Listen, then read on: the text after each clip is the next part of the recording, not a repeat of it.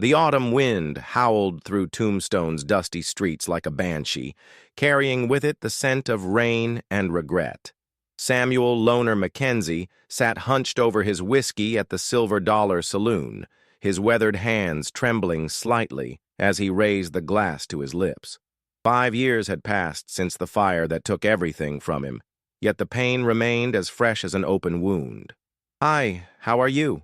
Sorry to interrupt your story, but what I'm going to ask you is really quick, and it will really help the channel to grow and create new stories. Just click below the video image to subscribe.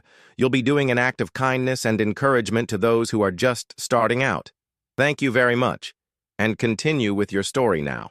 "Another round, Sam?" asked Martha Henley, the saloon keeper, her voice soft with practiced sympathy. Loner shook his head, his steel-gray eyes fixed on the amber liquid. At 43, he looked older than his years, his face carved by grief and solitude. Once, he'd been a respected rancher with a loving wife, Elena, and a 7-year-old son, Thomas. Now he was just another broken man drowning his sorrows in whiskey. The saloon doors burst open with a crash that made everyone jump. Sheriff William Bull Morrison strode in, his massive frame filling the doorway. Behind him, rain began to fall in heavy sheets, turning the street into a muddy river. "Storm's coming in fierce," Bull announced, shaking water from his coat. His eyes found Loner's hunched figure. "Sam, you best head home before this gets worse."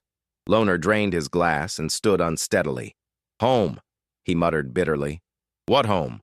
He stumbled out into the storm, the rain immediately soaking through his worn jacket.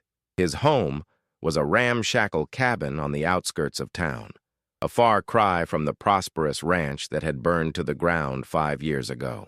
As lightning illuminated the sky, Loner trudged through the mud, his boots squelching with each step. The cabin came into view, dark and unwelcoming. But as another flash of lightning split the darkness, Loner froze. There, huddled on his porch, was a small figure. "What the hell?" he whispered, squinting through the rain. As he approached, the figure became clearer. A boy, maybe 12 years old, soaked to the bone and shivering violently. The child wore tattered clothes and clutched a battered hat to his chest. When he looked up, Loner's heart nearly stopped. The boy's eyes were the same deep brown as Elena's, and his face, God help him, the face was achingly familiar. "Mister," the boy said, his voice barely audible over the storm. "Are you Samuel Mackenzie?" Loner's throat went dry. "Who's asking?" The boy struggled to his feet, swaying from exhaustion. "My name is Thomas Mackenzie, sir. I think you're my father." The world tilted on its axis. Loner grabbed the porch railing to steady himself, his mind reeling.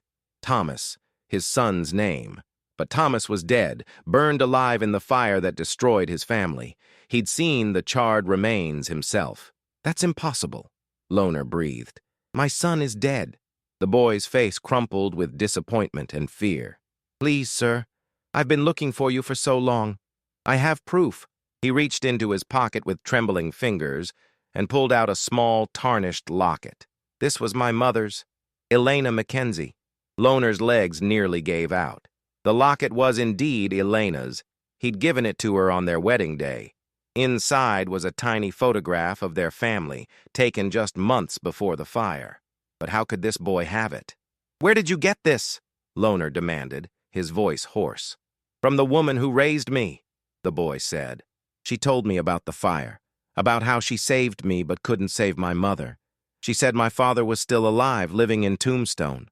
Lightning crashed overhead, and Loner made a decision that would change everything. "Get inside," he said gruffly, "before you catch your death." The cabin was sparse and cold, but it was dry. Loner lit a lantern and studied the boy's face in the flickering light.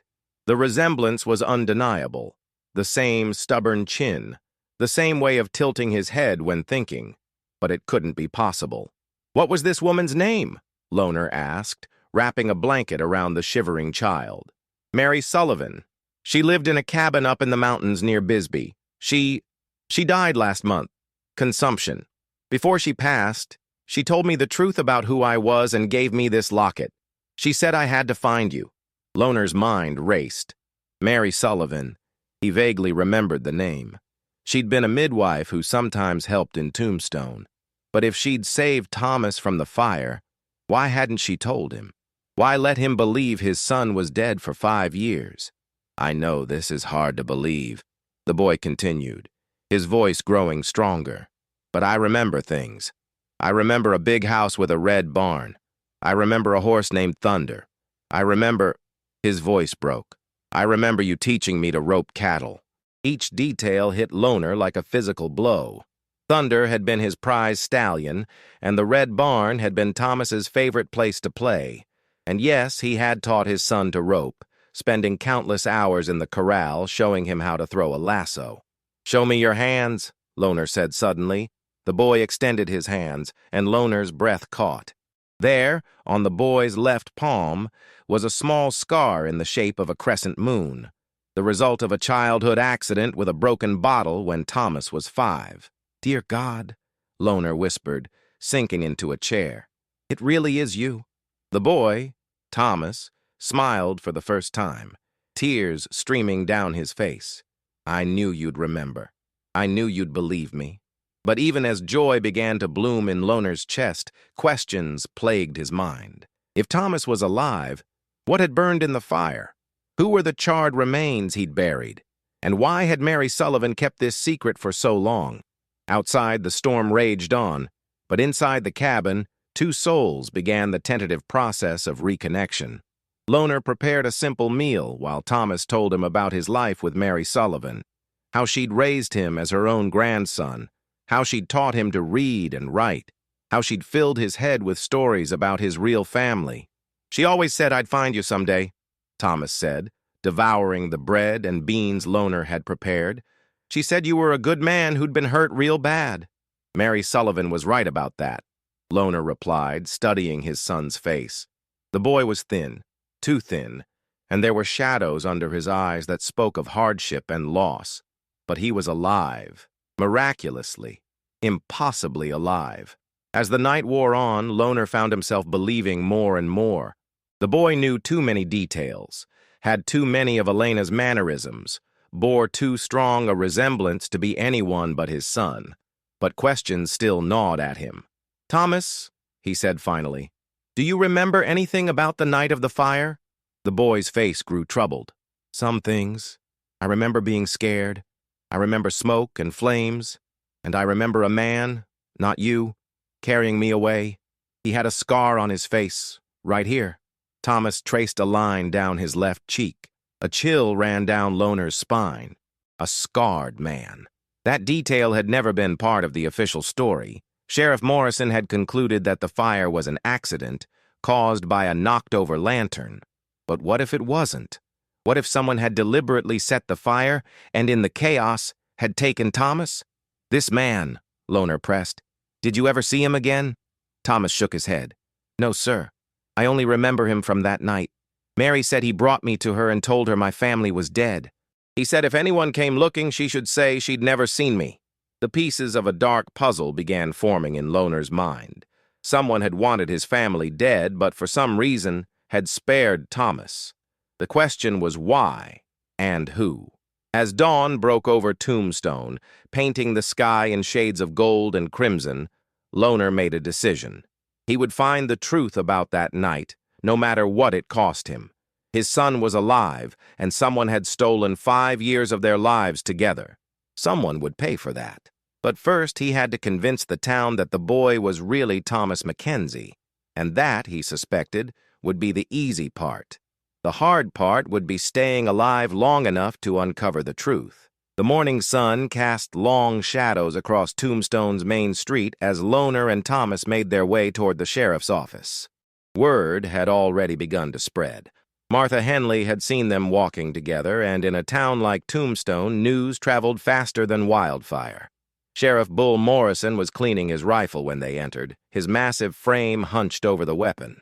At 52, Bull had been keeping the peace in Tombstone for over a decade, and his weathered face had seen every kind of trouble the frontier could offer. "Morning, Sam," Bull said without looking up. Then his eyes fell on Thomas, and his hands stilled. "Well, I'll be damned." Bull, I need to report something, Loner began, his hand protectively on Thomas's shoulder. This boy is supposed to be dead, Bull finished, setting down his rifle. His pale blue eyes studied Thomas with the intensity of a man who'd learned not to trust appearances. Word's already reached me, Sam. Half the town's talking about the ghost boy who showed up at your place.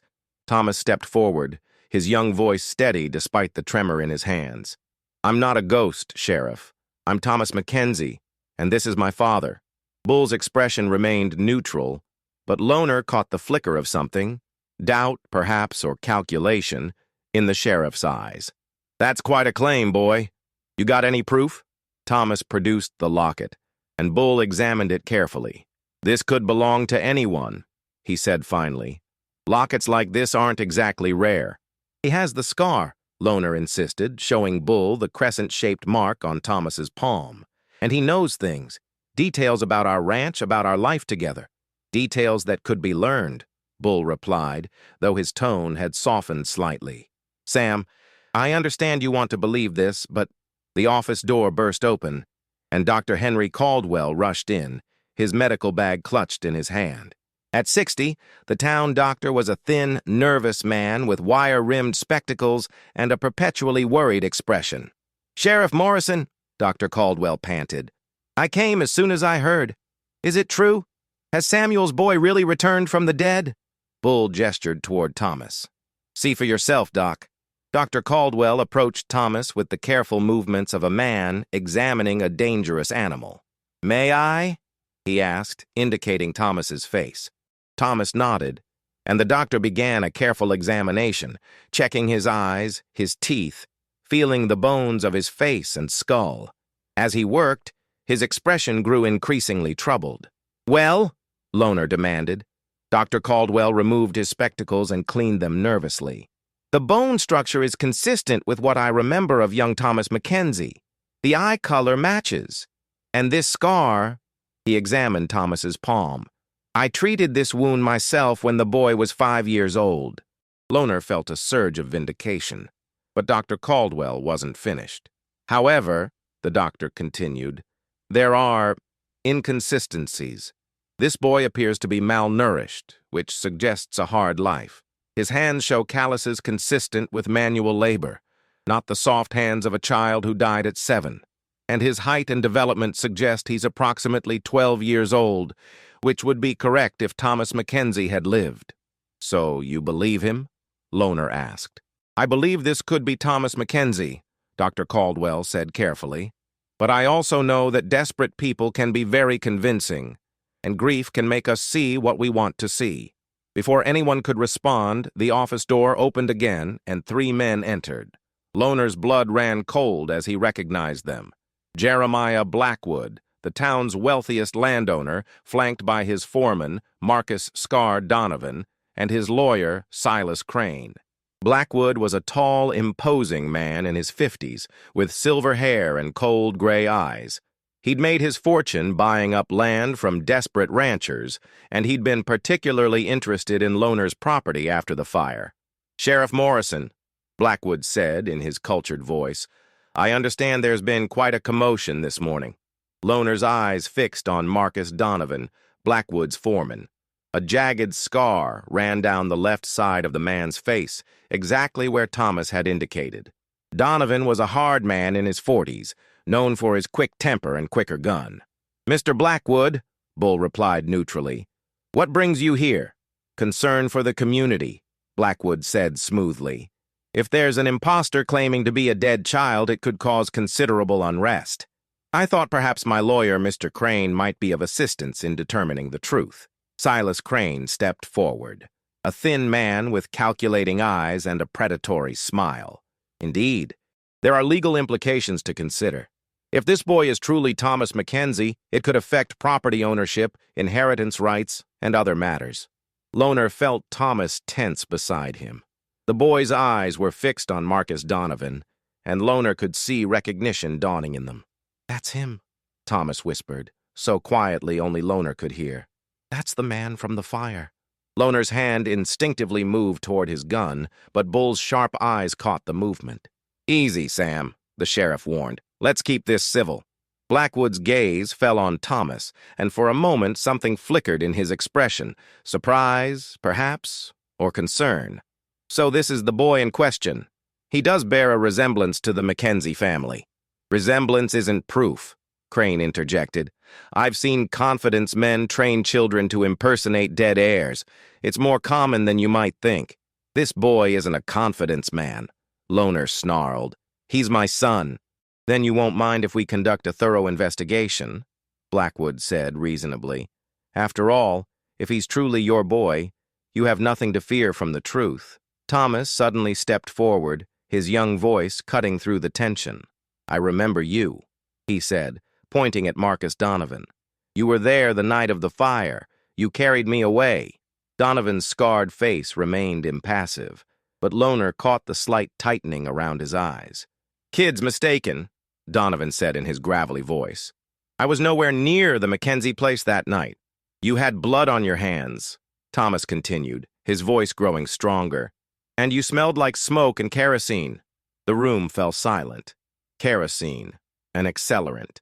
If Thomas was telling the truth, it suggested the fire had been deliberately set. Blackwood's expression hardened. Sheriff, I think it's clear this boy has been coached to make these accusations. I demand a full investigation into his background and the circumstances of his appearance. Bull nodded slowly. That's reasonable. Sam, I'm going to need you and the boy to stay in town while we sort this out. Doc Caldwell, I want you to conduct a more thorough examination, and I'll be sending telegrams to Bisbee and the surrounding areas to see if anyone knows about this Mary Sullivan. Of course, Dr. Caldwell agreed, though he looked uncomfortable. As the group began to disperse, Blackwood approached Loner. Samuel, he said quietly, I hope you understand that I'm only looking out for the community's interests. If this boy is truly your son, I'll be the first to congratulate you. But if he's not, Blackwood's eyes grew cold. Well, fraud is a serious crime. After Blackwood and his men left, Bull turned to Loner and Thomas. Sam, I need you to understand something. This situation is more complicated than you might think. There are people in this town who have interests in keeping the past buried. What do you mean? Loner asked. Bull glanced toward the door, then lowered his voice. Your ranch was valuable land, Sam. When you lost it to debt after the fire, it was bought up cheap. If your boy is really alive, it might raise questions about how that fire started and who benefited from it. The implication hit Loner like a physical blow. Someone had deliberately destroyed his family to get his land. And now that Thomas had returned, that someone might be willing to kill again to protect their secret. Bull, Loner said urgently, if what you're suggesting is true, then Thomas is in danger. The sheriff nodded grimly. That's why I want you both to stay close to town. And Sam? Bull's hand rested on his gun. Watch your back. If there are people willing to burn down a house with a family inside, they won't hesitate to finish what they started. As they left the sheriff's office, Thomas looked up at his father with worried eyes. Pa, are we in trouble? Loner put his arm around his son's shoulders, feeling the weight of responsibility settle on him like a heavy cloak. Maybe, son. But I promise you this, nobody's going to hurt you again. Not while I'm alive. But even as he made the promise, Loner couldn't shake the feeling that they were being watched. Somewhere in the shadows of Tombstone, dangerous men were making dangerous plans. And the truth about that night 5 years ago was worth killing for. The Tombstone Hotel's dining room buzzed with whispered conversations as Loner and Thomas sat at a corner table, picking at their breakfast. Every eye in the room seemed to be watching them, and the weight of scrutiny made Thomas fidget nervously with his fork. Don't mind them, son, Loner said quietly. Small towns love their gossip. But Loner's attention wasn't on the curious townspeople. His eyes kept drifting to the window, watching for any sign of Blackwood's men. The previous night had been restless, filled with the sound of footsteps in the hallway and shadows moving past their window. Dr. Caldwell approached their table, his medical bag in hand and his face grave. Samuel, Thomas, might I have a word? They followed him to a quiet corner of the hotel lobby, away from prying ears. I've completed my examination, Dr. Caldwell began, his voice low. And I've also done some research into the night of the fire. What I've discovered is troubling. Loner leaned forward. What did you find? First, regarding Thomas. Every physical indicator confirms his identity. The scar, bone structure, even a small birthmark on his shoulder that I noted in his medical records. This is definitely your son. Relief flooded through Loner, but Dr. Caldwell's expression remained troubled. However, the doctor continued, I've also reviewed the remains we buried after the fire. At the time, I assumed they belonged to your wife and son, but now, he paused, removing his spectacles to clean them nervously. The skeletal remains of the child were too damaged by the fire to make a definitive identification. We simply assumed. What are you saying? Loner asked, though he suspected he already knew. I'm saying we buried someone else's child, Samuel. The question is whose? And why were they in your house that night? Thomas had grown pale, his young face etched with confusion and fear. Dr. Caldwell, does this mean my mother might still be alive too? The doctor's expression softened with sympathy. I'm sorry, son. The adult remains were definitely female, and the size and bone structure were consistent with your mother. I'm afraid Elena is truly gone. Before anyone could respond, Sheriff Morrison burst through the hotel doors, his face flushed with urgency. Sam, we need to talk now. They followed Bull to his office, where he immediately locked the door and drew the curtains.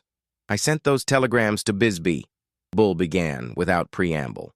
Mary Sullivan was real, all right. Lived in a cabin about 20 miles north of town, kept to herself mostly. But here's the interesting part. She died exactly when the boy said she did, and several people saw her with a child she claimed was her grandson. That supports Thomas's story, Loner said. It does. But I also learned something else. The night before Mary Sullivan died, she received a visitor, a man with a scarred face riding a horse with distinctive markings that match Marcus Donovan's stallion. The room fell silent as the implications sank in. Donovan knew where Thomas was, Loner said slowly. He's known all along. Bull nodded grimly. It gets worse. I did some digging into the land records. Your ranch wasn't just bought by Blackwood after the fire. It was already under negotiation before the fire happened.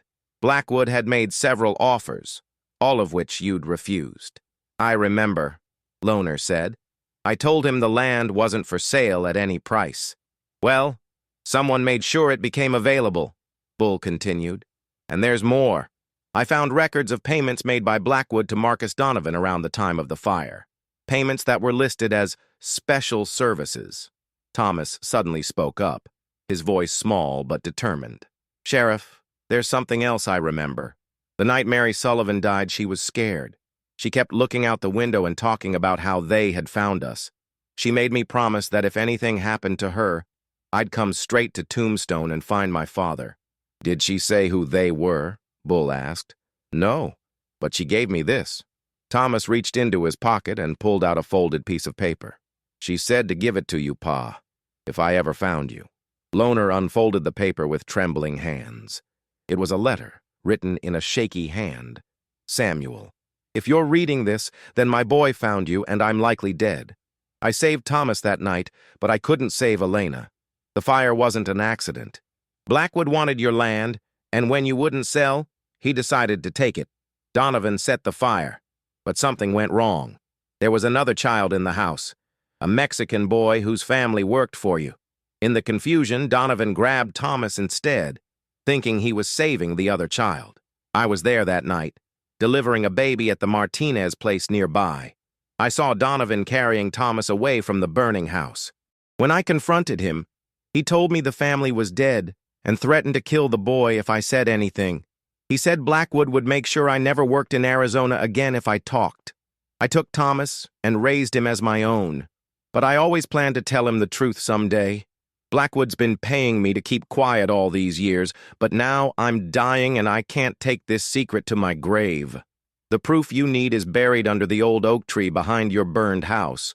Donovan kept Elena's wedding ring and some documents that prove the fire was planned. He buried them there, thinking no one would ever look. I'm sorry, Samuel.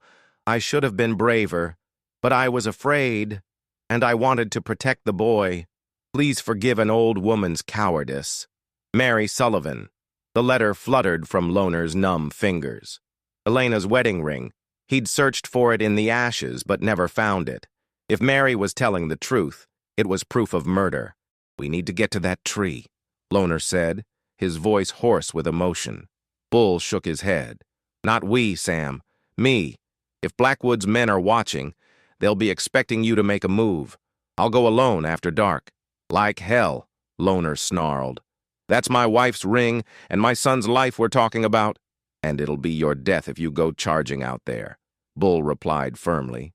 "Think, Sam. If this letter is true, then Blackwood and Donovan have already killed to protect their secret.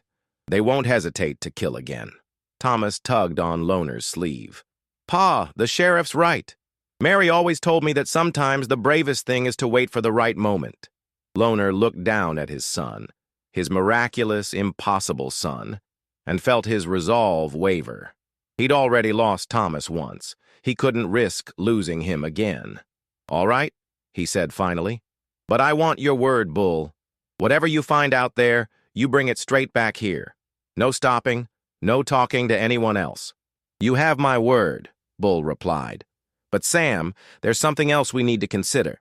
If we expose Blackwood and Donovan, they're going to fight back. And they have money, influence, and hired guns. We need to be prepared for war." As if summoned by his words, the sound of horses approached outside. Bull peered through the curtains and cursed under his breath. "Speak of the devil," he muttered. "Blackwood's here, and he's brought half his crew with him." Through the window, they could see Jeremiah Blackwood dismounting from his horse, flanked by Marcus Donovan and 6 armed men. The landowner's face was set in hard lines, and his hand rested casually on his gun. "Sheriff Morrison," Blackwood called out, his voice carrying clearly through the window. "I think it's time we settled this matter of the Mackenzie boy once and for all. I have new information that I believe will be of great interest to you." Bull looked at Loner and Thomas. "Stay here and keep quiet. Whatever happens, don't come out unless I call for you." As Bull opened the door to face Blackwood, Loner pulled Thomas close. The boy was trembling, but his young face was set with determination. "Pa," Thomas whispered. "Whatever happens, I want you to know, I never stopped believing I'd find you someday." Loner's throat tightened with emotion.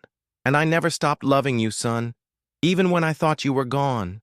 Outside, they could hear Blackwood's smooth voice beginning to weave whatever web of lies he'd prepared. But Loner knew the truth now, and the truth was a powerful weapon. The question was whether they'd live long enough to use it.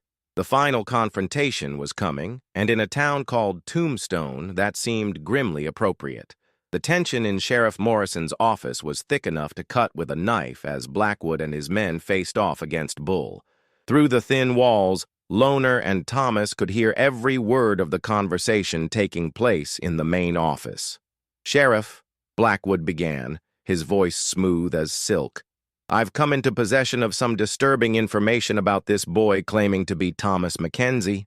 "What kind of information?" Bull asked, his tone carefully neutral. "It seems our young friend here has been part of an elaborate confidence scheme. I have witnesses who can testify that he's actually the son of a Mexican family that worked for Mackenzie before the fire. The resemblance is explained by the fact that the boy's mother had an affair with Samuel Mackenzie." Loner's blood boiled at the lie, but Thomas placed a restraining hand on his arm. "That's quite an accusation," Bull said. "These witnesses have names, I suppose?" "Indeed they do. Marcus here has been investigating this matter thoroughly." Blackwood gestured to Donovan, whose scarred face remained impassive. "That's right, Sheriff," Donovan said in his gravelly voice. "The boy's name is actually Miguel Santos. His parents died in the fire along with the Mackenzie family. Someone's been coaching him to impersonate the dead boy." "And who might that someone be?" Bull asked. "We believe it's Samuel Mackenzie himself," Blackwood replied. "Grief has driven him to desperate measures. He's convinced himself that this Mexican boy is his son, and he's willing to commit fraud to make it true." Thomas's face had gone pale with anger. "They're lying," he whispered to Loner. "I remember Miguel Santos. He was my friend. He was smaller than me, and he had a birthmark on his neck." Loner nodded, filing away the information. The lies were getting more elaborate, which meant Blackwood was getting desperate. "That's a serious accusation," Bull said. You have proof of this? We do, Blackwood replied confidently. Marcus, show the sheriff what we found. There was a rustling of papers, and then Donovan's voice. These are documents we recovered from Mary Sullivan's cabin after she died. They show payments made to her by Samuel Mackenzie to keep the boy hidden and train him to impersonate his dead son. Loner's jaw clenched. They were framing him for his own son's kidnapping. Interesting, Bull said, and Loner could hear the skepticism in his voice. Mind if I examine these documents more closely? Of course, Blackwood said. You'll find everything in order. There was a long pause, and then Bull's voice, sharp with authority. Mr. Blackwood, these documents are forgeries. Poor ones at that. The ink is too fresh, and the paper doesn't match anything from Mary Sullivan's cabin. I beg your pardon? Blackwood's voice had lost some of its smoothness. You heard me. These are fake, which makes me wonder what else you might be lying about. The sound of chairs scraping and boots shifting suggested that the atmosphere in the main office had just become very dangerous. Sheriff, Blackwood said, his voice now cold as winter, I think you're allowing your friendship with Mackenzie to cloud your judgment. And I think you're allowing your guilt to make you sloppy, Bull replied. See, I did some investigating of my own last night. Loner's heart leapt. Bull had gone to the oak tree after all. I found some very interesting items buried behind the old Mackenzie place, Bull continued. Items that I think you'll recognize, Marcus. There was a moment of deadly silence, and then Donovan's voice, tight with barely controlled fury. I don't know what you're talking about. Elena Mackenzie's wedding ring, Bull said, along with a detailed plan for burning down the Mackenzie ranch, written in your handwriting, and a contract showing payments from Blackwood for eliminating obstacles to land. Acquisition. You're bluffing, Blackwood snarled. Am I? Then you won't mind if I read from this contract. Payment of $500 to Marcus Donovan for the permanent removal of the Mackenzie family from their property.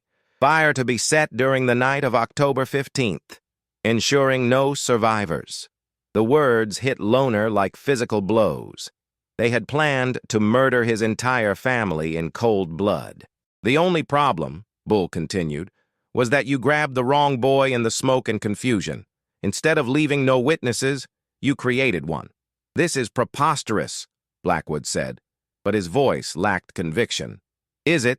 Thomas Samuel, you can come out now. Loner and Thomas emerged from the back room to find Blackwood and his men facing Bull, hands hovering near their guns. The landowner's face had gone ashen when he saw Thomas. Hello, Mr. Blackwood, Thomas said, his young voice steady and clear. I remember you now. You came to our ranch the week before the fire. You and my father had a big argument about selling the land. The boy is obviously coached, Blackwood said desperately. Am I? Thomas stepped forward, his brown eyes blazing with righteous anger. Then how do I know about the scar on Mr. Donovan's face? How do I know he smells like tobacco and leather? How do I know he rides a black horse with a white star on its forehead? Donovan's hand moved toward his gun, but Bull was faster. The sheriff's Colt was in his hand and pointed at Donovan's chest before the scarred man could clear leather. I wouldn't, Bull said quietly. You're already looking at murder charges. Don't add killing a lawman to the list. You can't prove anything, Blackwood said, but sweat was beading on his forehead. Can I? Bull smiled grimly. I've got the physical evidence, the boy's testimony, and Mary Sullivan's letter, but most importantly, I've got this. He reached into his desk and pulled out a small leather journal. Miguel Santos's diary. Found it in the ruins of your house, Sam. The boy wrote about everything, including overhearing Blackwood and Donovan planning the fire. Thomas gasped. Miguel kept a diary? He did, and he was a smart boy. He hid it in a metal box under his bed. The fire damaged it, but enough survived to hang both of these men. Blackwood's composure finally cracked. You don't understand, he said desperately. I needed that land. There's silver in those hills, enough to make Tombstone the richest town in Arizona. Mackenzie was being stubborn, selfish. He was standing in the way of progress. So you decided to murder his family, Loner said, his voice deadly quiet. It wasn't supposed to happen like that, Blackwood protested. Donovan was supposed to make sure the house was empty, The fire was meant to destroy the property, not kill anyone. Liar, Donovan snarled. You told me to make sure there were no witnesses. You wanted them dead. The two conspirators turned on each other like rabid dogs, each trying to shift the blame. But Loner had heard enough. 5 years of grief, 5 years of believing his son was dead, 5 years of drowning his sorrows in whiskey, all because of these men's greed. Thomas, he said quietly, step back. The boy obeyed, and Loner faced the men who had destroyed his life. His hand rested on his gun, and for a moment, the temptation to simply draw and fire was overwhelming. Sam, Bull said quietly, don't do it. They're not worth hanging for. Loner's hand trembled on his gun butt, but then he felt Thomas's small hand slip into his free one. Pa, the boy said softly. Mary always told me that the best revenge is living well. We have each other now. That's what matters. The wisdom in his son's words cut through Loner's rage like a knife. He looked down at Thomas, alive, safe, and looking at him with Elena's eyes, and felt the anger drain away, replaced by overwhelming gratitude. You're right, son, he said, his voice thick with emotion. You're absolutely right. Bull moved quickly to disarm and arrest Blackwood and Donovan. As the handcuffs clicked shut, the landowner looked at Loner with desperate eyes. Mackenzie, we can make a deal. I'll give you back your land, plus compensation. We can forget this whole thing. Loner shook his head. The only deal I'm interested in is watching you hang. As Bull led the prisoners away, Dr. Caldwell approached Loner and Thomas. Samuel, I owe you an apology. I should have believed you from the beginning. You were being careful, Doc. I can't fault you for that. What will you do now? Dr. Caldwell asked. Loner looked at his son, seeing Elena's smile in the boy's face. We're going to rebuild. The ranch, our lives, everything. It won't be easy, but we'll do it together. Thomas squeezed his father's hand. Can we get another horse named Thunder? Loner laughed, the first genuine laugh he'd had in 5 years. We can get a whole herd of horses named Thunder if you want, son. As they walked out of the sheriff's office into the bright Arizona sunshine, Loner felt something he hadn't experienced since the night of the fire. Hope. The truth had finally set them free, and the future stretched ahead of them like an open road. Behind them, the shadows of the past were finally laid to rest. Ahead of them lay the promise of tomorrow, and the chance to build something beautiful from the ashes of tragedy. In Tombstone, Arizona, a father and son had found each other again. And sometimes, that was miracle enough. Hello, how are you? Did you enjoy the story? Like, share, comment on which city you're watching from, and subscribe to the channel to help us continue adding new amazing videos. Thank you very much, and come back often. Hello, how are you? Did you enjoy the story? Like, share, comment on which city you're watching from, and subscribe to the channel to help us continue adding new amazing videos. Thank you very much, and come back often.